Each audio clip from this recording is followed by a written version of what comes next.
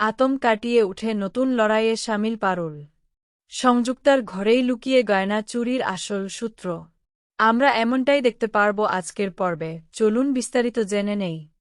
Show শেষ হওয়ার পর হঠাৎ একটা বিকট শব্দ শুনে সবাই ভয় পেয়ে যায়। সবাই ভেবেছিল গাড়ির টায়ার ফেটেছে, কিন্তু মুহূর্তের মধ্যে সশস্ত্র ডাকাত দল বসু বাড়িতে ঢুকে পড়ে। রায়ান তাদের বাধা দেওয়ার চেষ্টা করলে ডাকাতরা গুলি চালায়। এই দৃশ্য দেখে বসু পরিবারের সবাই ভয়ে জমে যায়। ডাকাতরা শিরিনের ইশারা পেয়েই লুটপাট শুরু করে দেয়।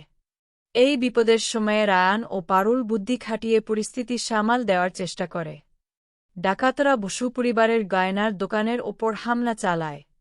এটা শুধু গয়না চুরি ছিল না, এটা ছিল বসু পরিবারকে সামাজিকভাবে ছোট করার একটা ষড়যন্ত্র। গয়নাগুলো তাদের জীবিকা এবং লক্ষ্মী স্বরূপ হওয়ায় পরিবারের সবাই মিলে তা বাঁচানোর অনেক চেষ্টা করে। কিন্তু অনেক পরিকল্পনা করেও শেষ পর্যন্ত তারা গয়নাগুলো রক্ষা করতে পারে না। পরিস্থিতি তখন আরও জটিল হয়ে ওঠে যখন পারুলের কাছে একটি পেন ড্রাইভ আসে। সেই পেন ড্রাইভে সংযুক্তা নিজেই স্বীকার করে যে গয়নার দোকানে ডাকাত পাঠানোর পরিকল্পনা তারই ছিল।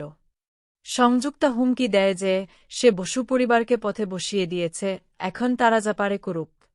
এতদিনের লুকিয়ে থাকা দ্বন্দ্ব এবার সরাসরি যুদ্ধের রূপ নেন।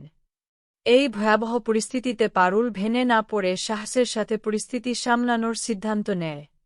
সে রায়ানকে জানায় তাদের এখনই সংযুক্তার বাড়িতে যেতে হবে, কারণ গয়না চুরির আসল রহস্য সেখানেই লুকিয়ে আছে।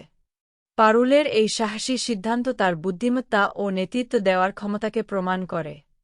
গয়না হারানোর পর বসু পরিবার বুঝতে পারে সংযুক্তা তাদের ধ্বংস করতে চায়।